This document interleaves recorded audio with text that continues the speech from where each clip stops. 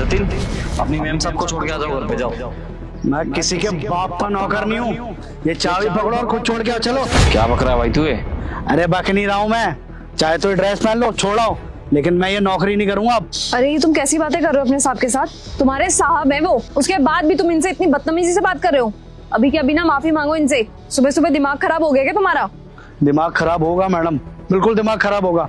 अरे दिन रात मेहनत करता हूँ मैं, और कितनी सैलरी मिलती है मुझे? 15,000। और वो गुप्ता जी के यहाँ पर उनके ड्राइवर को ना पूरे 30,000 रुपए सैलरी मिलती है। 30,000 रुपए। कौन गुप्ता जी? अरे गुप्ता जी वही जो आपके प्रिय मित्र है, उनके ड्राइवर को पूरे वो 30,000 रुपए सैलरी मिलता है, और मुझे सिर्फ 15,000 रुपए। किसने बोला तुम्हें ये? अरे कौन बताएगा? क्या वही बताया, वो दोस्त है हमारा। अरे उसने हमें बताया कि उसको 30,000 रुपए मिलते हैं और हमें सिर्फ 15,000 रुपए मिलते हैं। अरे जबकि सेम मेहनत करते हैं हम दोनों, उसके बावजूद सैलरी में इतना अंतर। अरे नहीं मैडम, इतने कम सैलरी में नहीं हो पाएगा। और अगर आप लोगों को मुझे रखना है ना तो सैलरी बढ़ा दो, 30,000 रुपए कर दो, जब ही रुकूंगा, वरना चला जाऊंगा मैं। 30,000 रुपए, वो भी एक ड्राइवर की सैलरी? तुम्हारा दिमाग सच में खराब हो गया मुझे लगता है। 15,000 रुपए ना एक ड्राइवर के लिए बिल्कुल इनफ है।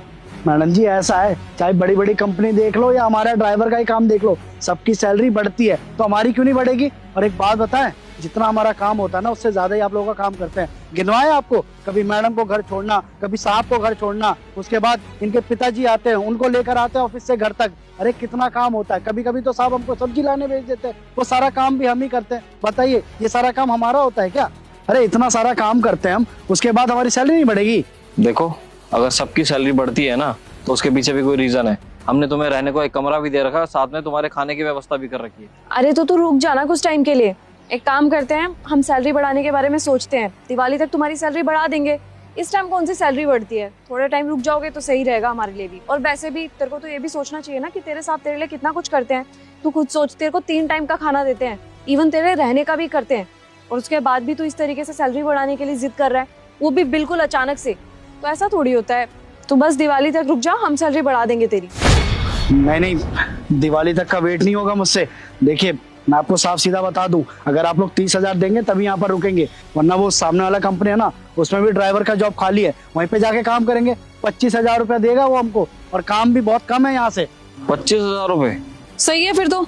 एक काम कर, उस कंपनी का नाम मेरे को भी बताइयो, मैं भी तो देखूं कि कौन सी कंपनी है जो एक ड्राइवर को 25,000 रुपए सैलरी दे रही है, वो भी स्टार्टिंग में। अरे वो देख लीजिए ना पास में कौन सी कंपनी है। नाम जान के क्या करेंगे? हमें काम मिल रहा है, झूठ थोड़ी बोले। 25,000 रुपए मिल रहा है हमको। देखो भाई, 25,000 रुपए तो नहीं दे पाएंगे। अब हम जितने दे रहे हैं उतने इनफ है। सभी लोग इतनी सैलरी देते हैं मेरी नजर में। तो अब तुम्हें लग रहा है कि नहीं हो पा रहा है तो कोई बात नहीं, देख लो तुम। बाकी दिवाली पे मैं 15 से 20 कर सकता हूँ, 25 लेकिन मैं तब भी नहीं दे पाऊंगा। अच्छा, तो आप लोग हमको 30,000 रुपए नहीं देंगे ना? पकड़िए फिर अपना गाड़ी का चाबी पकड़िए, ये लीजिए पकड़िए। हम इतना कम में काम नहीं कर पाएंगे। 30,000 रुपए देना तो दीजिए, वरना तो हम चले यहाँ से। ठीक है, अब जब तुम्हें काम करना ही नहीं है तो हम क्यों अफसोस करें। अंकिता, वो तुम्हारे गाँव से भी फोन आया था ना, तुम्हारे फूफा जी कह रहे थे कि एक लड़का है जो गाड़ी चला लेता है, तुम उसको बुला लो। वो तो कह रहा था कि 12,000 में कर लेगा और रहना खाना भी खुद कर लेगा। इससे ज्यादा तो वो सही है, उसको फोन करो। हाँ राहुल, वो तो 12,000 रुपए में भी काम कर लेगा। उसको काम की जरूरत है और रहने की भी टेंशन नहीं है। उसकी मौसी वौसी रहती है इधर, तो डेली अप डाउन कर लेगा वो, टेंशन नहीं है उस चीज की। हाँ बोल दो कि वो ट्रेन पकड़ के आज ही आ जाए। अरे मैडम साहब देख लो, सोच लो आप। अरे इतने टाइम से आपके यहाँ पे ड्राइवरी कर रहे हैं और इतना सेफली काम करते हैं यहाँ पर, कभी एक स्क्रैच भी आने दिए हैं गाड़ी पे? देख लीजिए साहब, हम तो बस आपको 15,000 से बढ़ाने के लिए सैलरी बोल रहे हैं। और एक बात बताइए, हर जगह सैलरी बढ़ता है ना, तो आपको कौन सा ज्यादा बोल रहे हैं हम? अरे बोल तो रहे 30,000 रुपए कर दीजिए ना सैलरी हमारा। और वैसे भी हम कर तो रहे काम, मना क्या कर रहे हैं? दे दीजिए हमें 30,000 रुपए। देख भाई, हम तुझे इतने पैसे तो दे नहीं पाएंगे। अब जो इनके गाँव से जो लड़का आ रहा है वो 12,000 रुपए ले रहा है। अब तेरे को जो सुविधा देते हैं वो उसको दे देंगे, वो और भी ज्यादा खुश हो जाएगा। बाकी इतना तो नहीं कर सकते हम। बाकी अब तुम्हें किसी और कंपनी में ज्यादा पैसे मिल रहे हैं तो वहां पे जाओ ना। अपने भविष्य के साथ खिलवाड़ क्यों कर रहे हो? वहां तो तुम्हारा फायदा ही है। एक काम करो तुम अंकिता, अभी के अभी फोन कर दो उसे, वो निकल जाएगा। अरे नहीं साहब, क्या बुलाओ, मेरी बात तो सुन लीजिए। देखिए हम इतने साल से यहाँ पे काम कर रहे हैं, आप लोगों के विश्वास वाले आदमी हम। और वैसे भी आप बताइए ना, आपसे अभी तो पूछे, हम इतने साल से यहाँ पर काम कर रहे हैं, इतना सेफली काम करते हैं, यहाँ पर गाड़ी चलाते हैं। कभी कुछ हुआ है? कभी गाड़ी ठोके, कोई स्क्रैच आया? नया आदमी आएगा गाड़ी ठोक देगा, बताइए कुछ हो जाएगा आपका गाड़ी को, फिर कौन जवाब देगा? बताइए आप। अरे हम आपको सिर्फ इतना ही तो बोल रहे हैं ना, सैलरी बढ़ा दीजिए। अब बढ़ा दीजिएगा तो हम यहाँ पर काम कर लेंगे। अरे भाई, तुम तो सीधा डबल पैसे मांग रहे हो ना। और वैसे भी अगर गाड़ी में कहीं लग भी गई तो इसका तो इंश्योरेंस हो रखा है, ये तो ठीक हो जाएगी। तू अपने बारे में सोच। करो यार अंकिता तुम फोन, चलो। साहब साहब जा रहे हैं ना, अब लेके जा रहे हैं ना गाड़ी, जाइए कोई बात नहीं। देख लीजिएगा हमारे जैसा ड्राइवर नहीं मिलेगा कोई, हम टाइम पे भी आ जाते हैं। क्यों नहीं मिलेगा भाई? जब तुम्हें कहीं और काम मिल सकता है तो हमें भी तो दूसरा ड्राइवर मिल सकता है ना। आप पक्का सोच लिए ना कि रखेंगे किसी और को? अरे हम लोगों ने तो अपना मन बना लिया है, तू अपना बता ना भाई। तेरे को तो वहाँ 25,000 रुपये मिल रही है, तू अपना नुकसान क्यों कर रहा है हमारे चक्कर में? और देख ले, पक्का मिल भी जाएगी ना वहाँ नौकरी। कभी यहाँ से भी हाथ धोना पड़े और उधर भी ना काम मिले, खाने के लाले पड़ जाएंगे तुझे, घर कैसे चलाएगा अपना? और वैसे भी इतनी सैलरी तो कहीं भी नहीं मिलती किसी भी ड्राइवर को। झूठ बोल रहा है तू। अरे साहब झूठ क्यों बोलेंगे, मिलता है, हर जगह सैलरी बढ़ता है तो उतना तो पैसा मिलेगा ना। और आप भी तो देखिए, आप हमें ऐसे छोड़ के जा रहे हैं। अरे 4-5 साल से आपके यहाँ पे काम कर रहे हैं, इतना आपके भरोसे वाले आदमी है, आप हमें ऐसे छोड़ के जा रहे हैं। बात विचार तो कर लीजिए कम से कम। देख मुझे अच्छे से पता है कि तू सरासर झूठ बोल रहा है, क्योंकि जो गुप्ता जी है ना, उनका तो 3 महीने पहले ही यहाँ से ट्रांसफर हो चुका है, और जो उनका ड्राइवर है ना वो भी कब का काम छोड़ चुका है। तो तू तो किसी के बहकावे में ही ऐसा आके बोल रहा है। और तू हमारी चिंता तो छोड़ दे भाई, हम अपना तो देख ही लेंगे, हमारे पास ड्राइवर की कमी नहीं है। लेकिन तू अपना सोच ले, तेरे साथ क्या होगा। नहीं साहब, अब आप चाबी दीजिए ना।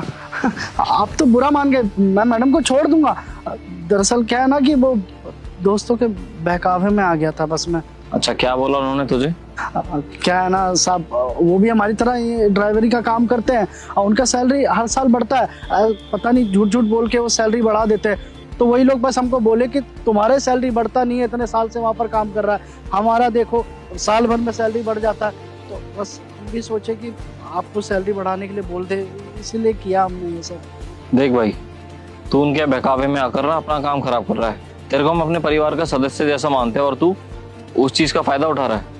अबे भाई कम से कम ये तो सोच ले, भले ही तेरी सैलरी थोड़ी कम है, लेकिन तेरे को रहने की व्यवस्था भी दे रहे हैं, तेरे को खाने का भी दे रहे हैं, किसी चीज की कमी नहीं है तुझे। और परिवार जैसे ट्रीट करते हैं। कहीं और जाएगा ना, भले पैसे तेरे को थोड़े फालतू मिल जाएंगे, लेकिन व्यवहार तेरे साथ कुत्तों और गधों की तरह करा जाएगा। तब तेरे को समझ में आ जाएगी, तब तेरे अकल में आ जाएगी, सब समझ में आ जाएगा कि हम में और उनमें क्या फर्क है। वैसे तू इतनी छुट्टी करता है, हमने तेरी कभी सैलरी काटी है क्या? अभी तू सैलरी बढ़ाने की बात अगर हमसे प्यार से करता तो हम सोचते भी कुछ, लेकिन तू तो साफ साफ अकड़ रहा है भाई। सॉरी साहब। देख ज्यादा लाड में मत आ, 25,000 रुपये चाहिए ना तुझे, वो भी दे देंगे, लेकिन काम थोड़ा अच्छे से कर। आप चलिए ना मैडम, मैं छोड़ देता हूँ। तू ना ऐसे ही किसी की बातों में मत आया कर। ये वही लोग फालतू का ज्ञान देते हैं जो खुद ना घर पे बैठे होते हैं। इनके पास खुद तो काम होता नहीं है, और जो बेचारा काम कर रहा होता है उसके काम की भी ऐसी तैसी करवाते हैं। तू फालतू में इनके चक्कर में लगता है ना, अभी जॉब खो देता अपनी। और वैसे भी अच्छे लोगों का साथ ना इतनी जल्दी नहीं मिलता है। तू खुद सोचना राहुल, तेरे को कितनी इज्जत देते हैं, तेरे को अपने परिवार का सदस्य ही समझते हैं हम। काम की इज्जत करना सीख और ईमानदारी से काम कर। ढंग से काम करना आज के बाद। चलो छोड़ के आओ। मानसी मैं चलता हूँ, अपना ख्याल रखना। रुकिए, ये सब क्या कर रही है ये?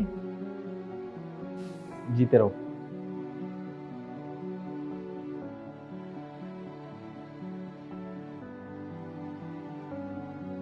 और बताओ क्या बना के लाऊं? बहुत टाइम बाद आई हो मेरे घर पे। What the fuck हिमांशी, तुझे पता है तू 21st सेंचुरी में जी रही है, और तू ये सब क्या कर रही थी? अपने पति के पैर छू रही थी। कौन करता है आज के जमाने में ये सब? पति के पैर छूने में गलत क्या है? मैंने ऐसा तो कुछ नहीं किया कि जिससे मेरा मजाक बनाया जाए। अरे यार तुझे पता है ये सब कौन करता था? हमारी दादी नानी, उनके टाइम पे होता था ये सब। मेरी मम्मी ने भी आज तक मेरे पापा के पैर नहीं छुए यार, और तू पैर छू रही है। तुझे तो कुछ नहीं लगा होगा, लेकिन जब तू उसके पैर छू रही थी ना, सच बताऊं मुझे बहुत ज्यादा शर्म आ रही थी। यार ये तो हम बच्चों के ऊपर है ना, हम अपनी दादी नानी की संस्कृति अडाप्ट करते हैं या नहीं। और वैसे भी पति के पैर छूने में गलत ही क्या है? ना तो किसी की इज्जत घट रही है, ना किसी का कोई नुकसान हो रहा है, बल्कि ये तो हमारी संस्कृति का एक अच्छा उदाहरण है, जिसमें साबित होता है कि पति और पत्नी के बीच में कितना प्यार और कितना सम्मान है। और पत्नियों को तो पतियों का सम्मान करना ही चाहिए ना, तभी तो बदले में इज्जत मिलेगी। और वैसे भी हम सबके पति हमारे लिए कितना कुछ करते हैं, इतनी मेहनत करते हैं, पैसा कमाते हैं, एक अच्छी लाइफस्टाइल देने के लिए खुद के सारे सपने कुर्बान कर देते हैं। तो इतना तो बनता है ना उनके लिए। शट अप यार हिमांशी, ये सब पहले होता था, अब नहीं होता। तू एक बार खुद को देख, कॉलेज टाइम पे तू कितनी मस्त थी यार, कितने अच्छे कपड़े पहनती थी, जीन्स टॉप, और तेरा कलेक्शन देख के मुझे मन करता था कि यार मुझे भी ये चीज खरीदनी चाहिए। लेकिन अब तू देख, पूरी भैंजी टाइप हो चुकी है तू। ये चूड़ा, मंगलसूत्र, मांग में सिंदूर, ये सब कौन करता है यार हिमांशी? तुझसे मिलने मैं इसलिए आई थी कि अब भी मैं तेरे को देखना चाहती थी तू कितनी मॉडर्न होगी, लेकिन तेरे को देख के तो मुझे लगा कि मेरे को यहाँ आना ही नहीं चाहिए था। और तुझे ना आदमियों की रियल फितरत पता नहीं है शायद। ये सब आदमी ना दिखावा करते हैं अच्छा बनने का। एक बार देख, इसका तेरे ऊपर हाथ उठ गया ना, फिर देखियो किस तरीके से तेरे को ट्रीट करता है। अभी तो कह रहा था खुश रहो, जीते रहो, लेकिन फिर देखियो यही आदमी ना तेरे को खुश नहीं रहने देगा, तेरा जीना हराम कर देगा। ये जो चीज हाथ में आएगी उस चीज से मारेगा। राहुल वैसा नहीं है यार, तुझे तो मिलवाया है ना मैंने राहुल से। वैसे भी एक बॉयफ्रेंड में और एक पति में जमीन आसमान का फर्क होता है। अरे तू रहने दे, सबको यही लगता है कि उसका वाला अलग है, लेकिन मुझे पता है सारे आदमी एक से होते हैं। और तूने मेरे को मिलवाया भी था तो शादी से पहले मिलवाया था, तब थोड़ी वो अपने असली रंग रूप तेरे को दिखाता। और अभी तेरी नई नई शादी हुई है तो अभी तो उसको अपने फितरत दिखाने में थोड़ा टाइम लगेगा ना। फिर देखियो तू 1-2 महीने बाद नी तेरे ऊपर हाथ उठा गया तो तू मेरा नाम बदल दियो। और रही बात मेरे पति की, तेरे को पता है मैंने अपने पति को कितना दबा के रखा हुआ है, मेरे कदमों के नीचे रहता है। अगर मैं उसको बोलूं यहाँ पे बैठ तो वो यहीं पे बैठे रहेगा, जब तक मेरी परमिशन नहीं होगी ना वो यहाँ से उठेगा नहीं। और तुझे पता है मेरी शादी के बाद ना हम लोग जॉइंट फैमिली में रहते थे। तुझे तो पता है मैं बिल्कुल भी एडजस्ट करने वाली लड़की हूं ही नहीं। और यार मैं एडजस्ट क्यों करूं? मैं सब कुछ अगर उसके घर का काम करती भी हूँ तो अपने लिए करती हूँ और उसके लिए करती हूँ, उसकी फैमिली के लिए थोड़ी करती थी। तो बस मैंने तो उसके सामने शर्त रख ली, या तो अपने घर वालों को चुन ले या मुझे चुन ले। मैंने उसको बोला अलग हो जा अपनी फैमिली से, तो बस दूसरे दिन ही वो अपनी फैमिली से अलग हो गया। और अब हम दोनों चिल रहते हैं एक फ्लैट में मस्त। अच्छा, बहुत ज्यादा पता है तुझे मर्द जात के बारे में। लगता है कि तूने पीएचडी की हुई है। तो और क्या, पीएचडी कर रखी है मैंने इन सब चीजों में। तुझे तो पता है कॉलेज टाइम पे भी मेरे बहुत बॉयफ्रेंड होते थे, तो इन लोगों की फितरत मुझे अच्छे से पता है। यार हर तरह का इंसान है, तुम्हें इस दुनिया में अच्छे इंसान भी मिलेंगे, बुरे इंसान भी मिलेंगे। तुम एक तराजू में हर इंसान को नहीं तोल सकते। वैसे भी इज्जत करना, सामने वाले को इज्जत देना, प्यार से बोलना, सद्भावना दिखाना, ये तो हमारे आदर्श है ना। अगर हम सामने वाले की इज्जत करेंगे तभी तो सामने वाला हमारी इज्जत करेगा, फिर वो कोई भी हो, फिर चाहे वो हमारा पति ही क्यों ना हो। अगर मैं अपने पति से बदतमीजी करूंगी, उसकी कोई बात नहीं मानूंगी, तो क्या बदले में मुझे उतना प्यार, उतनी इज्जत, उतना सत्कार मिलेगा? नहीं। लेकिन वहीं अगर मैं अपने पति की सारी बातें मानूंगी, उसको खुश रखूंगी, उससे इज्जत से बात करूंगी, उसे प्यार दिखाऊंगी, तो वो मुझे बहुत खुश रखेंगे और बदले में भी वो मुझे उतनी ही इज्जत देंगे। तो ये सब चीजें हमारे हाथों में। और पति के पैर छूना, उससे प्यार से बात करना, ये मुझे छोटा नहीं बनाते, बल्कि ये तो मुझे और बड़ा बनाते हैं, क्योंकि ये मेरे संस्कार है। ऐसा लगता है ना तुझे कि तेरा पति जो है वो तेरी सारी बातें मानता है, कभी ना नहीं बोलता और डर के रहता है। तो इसी बात पर ना एक टेस्ट करते हैं छोटा सा। पहले ना तू अपने पति को फोन कर और फिर मैं करूंगी, और हम अपने पतियों को बोलेंगे कि हम दोनों का ना क्लब जाने का प्लान है, और हो सकता है कि हम देर रात को घर आए। देखते हैं कि दोनों के पतियों का क्या रिएक्शन होता है। अच्छा देख, मुझे कोई प्रॉब्लम तो नहीं है, पर मेरे को तेरे लिए थोड़ा अजीब लग रहा है, क्योंकि तेरा पति तो बहुत घरेलू टाइप से है ना। तो कहीं वो तेरे को मना ना कर दे, रहने दे, ये प्लान ड्रॉप कर, कोई बात नहीं। अरे करना फोन, जो जिससे प्यार करता है उसके लिए बिजी थोड़ी ना होता है, थोड़ा टाइम तो निकाल ही लेगा, उठा लेगा फोन, एक बार कर। तू श्योर तो है ना? मैं बिल्कुल श्योर हूँ। ठीक है फिर, जैसे तू कहती है। लेकिन बेटा अगर हाँ कर दिया ना मेरे हस्बैंड ने, तो तेरे को पार्टी देनी पड़ेगी। बिल्कुल दूंगी पार्टी, फोन तो कर। ठीक है, अब देख स्पीकर पे डालती हूँ। हेलो नितेश।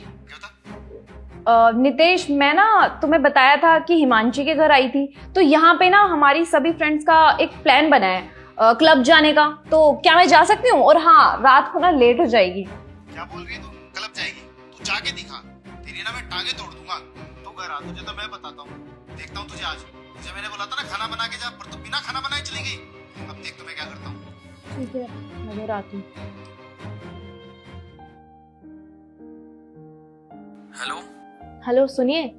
हाँ जी। वो मेरी दोस्त है ना अंकिता, मेरा और उसका प्लान बना है, हम दोनों ना आज क्लब जाएंगे, तो क्या हम जा सकते हैं? हाँ हाँ, क्यों नहीं यार, वैसे भी तुम लोग तो इतने दिनों बाद मिले हो, जाओ जाओ। पर हो सकता है कि हमें रात को आने में देर हो जाए। अरे कोई बात नहीं, चले जाओ, और हाँ, पैसे वैसे चाहिए तो मेरे को बता देना, ठीक है? नहीं, पैसे हैं मेरे पास। ठीक है, तुम लोग एंजॉय करो। ओके। देखा, मुझे पक्का यकीन है कि जिस तरह से तेरे पति ने तुझसे बात किया ना, एग्जैक्ट उसी तरह से तू अपने पति से बात करती है, वो भी हमेशा। और देखा ना मेरे पति ने मुझसे किस तरीके से बात की, सेम उसी तरीके से जैसे मैं उनसे बात करती हूँ। इससे साफ साफ जाहिर होता है कि सामने वाले को इज्जत दोगे तो ही इज्जत पाओगे। यहाँ पर मैं तेरे पति की गलती नहीं निकालूंगी, सारी गलती सिर्फ तेरी है, क्योंकि मैं अच्छे से जानती हूँ तू वो लड़की है जिसने कभी एडजस्ट नहीं किया, और तू कभी एडजस्ट करना भी नहीं चाहती थी। जब तूने एडजस्ट नहीं किया तो तेरा पति भी किस हद तक एडजस्ट करता। वहीं बात रही मेरे पति की, तो मेरे पति मुझे प्यार से और इज्जत से रखते हैं। मैं एक अच्छी दोस्त होने के नाते एक सजेशन जरूर दूंगी। अब तक तूने जैसे भी अपने पति के साथ बिहेव किया, बट अब से एक बात मानना, अपने पति को प्यार देना, इज्जत देना, और अपने पति की दिल से सारी बातें मानना और दिल से उनकी इज्जत करना। क्योंकि पति पत्नी जीवन की गाड़ी के वो दो पहिए हैं, अगर एक कहीं चला गया तो जिंदगी की गाड़ी चलना मुश्किल हो जाता है। अगर तुमने ऐसा किया ना, फिर देखना अपने पति का बिहेवियर, वो कैसे तुम्हें हर बात पे हाँ बोलता है, कैसे तुम्हारी इज्जत करता है, कैसे तुम्हें प्यार करता है। जिंदगी बदल जाएगी तुम्हारी।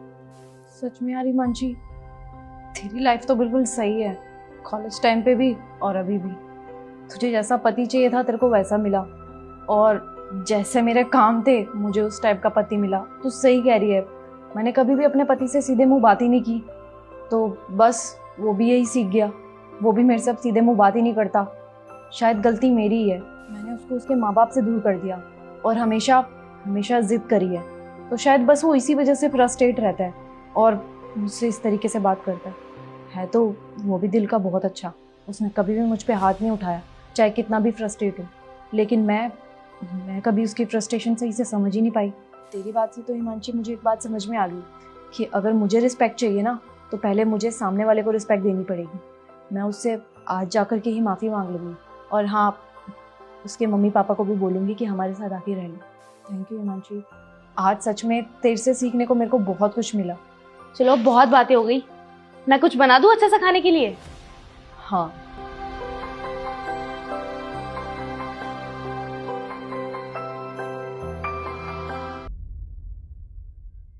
अरे पापा आप यहाँ पर?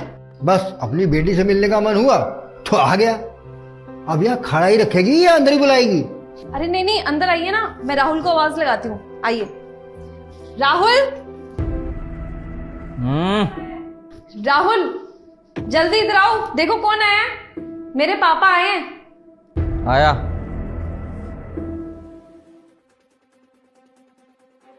हाँ बोलो।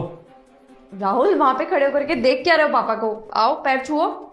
ये बुड्ढा आज फिर आ गया मुंह उठा के। लगता है इसके घर पे राशन खत्म हो गया है, यहाँ पे फ्री का खाने आ जाता है बार बार। अरे इसको खिलाओ पिलाओ और निकालो इसको यहाँ से। अब देखो मुंह उठा के आ जाएंगे यहाँ पर। चलो।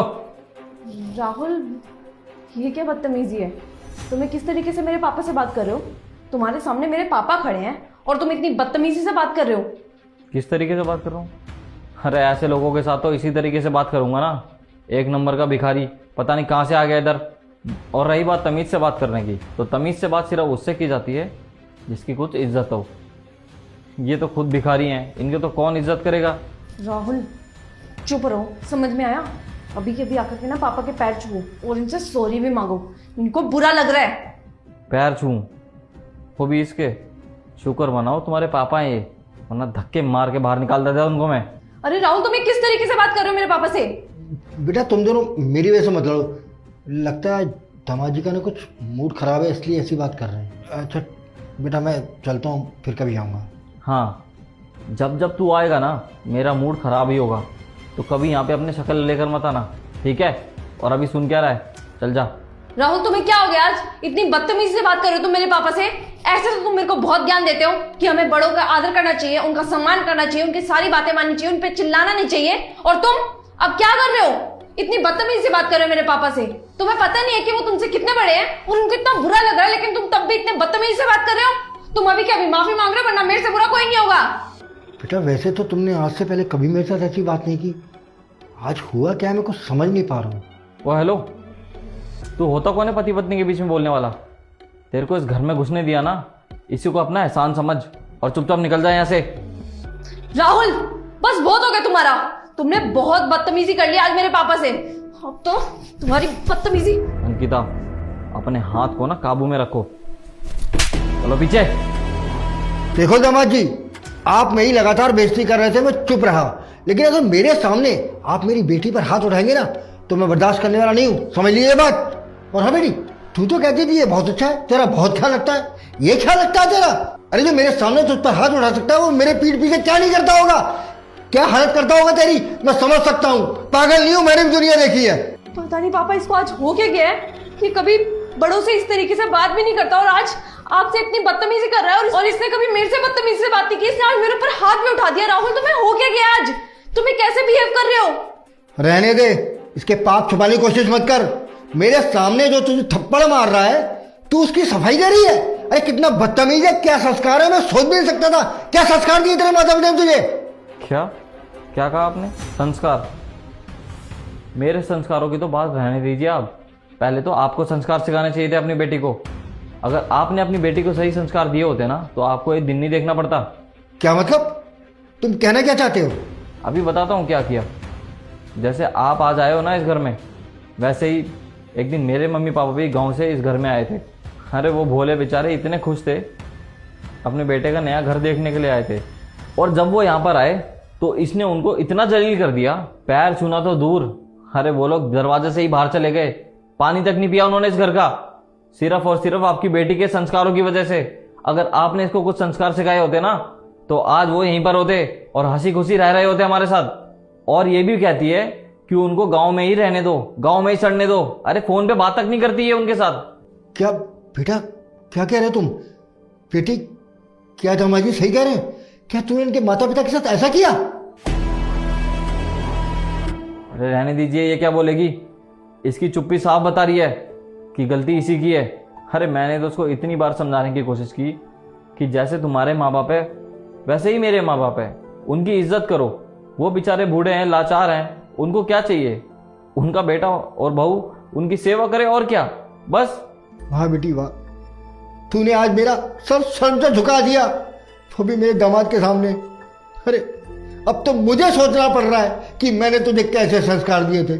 अरे मैं तुझे हमेशा यही कहता था कि जिस घर में तेरी शादी हो रही है वहां पूरे परिवार को अपना परिवार समझना, दामाद जी के माता पिता को वो दर्जा देना जो तू हमें देती है। तू ये सोच कि जब दामाद जी तेरे पिता की बेइज्जती कर रहे थे तब तुझे दर्द हो रहा था ना, बुरा लग रहा था ना। जब तूने दामाद जी के माता पिता की बेइज्जती की होगी तो उन्हें कैसा महसूस हुआ होगा, तू सोच सकती है, ये अंदाजा लगा सकती है। तू तो बेटी कहलाने के लायक भी नहीं है। शर्म आ रही है मुझे तुझे अपनी बेटी कहते हुए। और दामाद जी मुझे माफ करना, लगता है मेरे संस्कार में कुछ कमी रह गई थी जो मेरी बेटी ने आपके माता पिता के साथ ऐसा किया। गलती मेरी है, मुझे माफ कर दीजिए।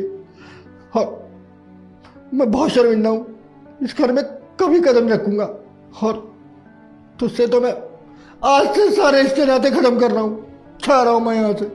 नहीं पापा, आप इस तरीके से मेरे से सारे रिश्ते नाते खत्म नहीं कर सकते। पापा मैं आपके सामने हाथ जोड़ के माफी मांगती हूँ, मैं सबसे माफिया मांग लूंगी, पर प्लीज आप मेरे को मत छोड़ो। पापा प्लीज मेरे को माफ कर दो। अरे माफी मांगनी है तो मुझसे क्यों मांग रही है? दामाद जी से मांग, जिनके माता पिता की तूने बेइज्जती की, अनादर किया। दामाद जी से माफी मांग। राहुल प्लीज मेरे को माफ कर दो, मेरे से सच में बहुत बड़ी गलती होगी। तुमने मुझे इतनी बार समझाने की कोशिश की, इतने प्यार से समझाने की कोशिश की थी, पर मेरे अक्ल पे तो पत्थर पड़ गए थे ना। मैं तुम्हारी बातें समझना ही नहीं चाहती थी, लेकिन अब मेरे को साफ समझ में आ गया है कि माँ बाप की जब बेइज्जती हो और वो भी उनके बच्चों के सामने उनकी बेइज्जती हो तो कितना बुरा लगता है। राहुल प्लीज़ मेरे को माफ़ कर दो। और हाँ, मैं तुम्हारे मम्मी पापा से भी माफ़ी मांग लूँगी, उनको बोलूँगी यहीं आके हमारे साथ रहें, लेकिन प्लीज़ राहुल तुम मेरे को माफ़ कर दो। कोई बात नहीं अंकिता, तुम्हें माफ़ी मांगने की ज़रूरत नहीं है। बस मैं यही चाहता हूँ, जो मैं इतने टाइम से तुम्हें समझाना चाह रहा था ना, वो तुम्हारे समझ में आ जाए और तुम्हें अपनी गलती का एहसास हो जाए। तो पापा जी, माना मेरा तरीका थोड़ा सा गलत था, लेकिन इसको सबक सिखाने का मेरे दिमाग में बस यही एक तरीका था। तो हो सके तो मुझे प्लीज़ माफ़ कर देना, और मैंने आपके साथ जो भी बदतमीज़ी की है उसके लिए मैं तहे दिल से शर्मिंदा हूँ। मैं आपकी आज भी उतनी इज्जत करता हूँ जितनी पहले किया करता था। वो तो बस इसको समझाने के लिए मैंने ये सब नाटक रचा और आपको कुछ भला बुरा बोल दिया। बेटा तुमने बिल्कुल भी गलत नहीं किया, फिर कुछ सही किया। शायद यही तरीका था मेरी बेटी को सबक सिखाने का। और बेटी हमेशा याद रखना, जिस घर में बुजुर्गों का सम्मान नहीं होता ना, वो घर घर नहीं रहता। तेरा फर्ज है इनके माता पिता की सेवा करना। जितना तू प्यार हमसे करती है ना, उतना ही प्यार और सम्मान इनके माता पिता को, अपने सास ससुर को देना है तुझे। बस ये बात ध्यान रखना, वरना मुझे शर्म आएगी तुझे अपनी बेटी कहते हुए। अगर तूने दोबारा ऐसी गलती की तो भूल जाना कि तेरा कोई बाप था। छोड़िए पापा जी, आइए ना अंदर बैठिए। अंकिता कुछ खाने का दो, आइए।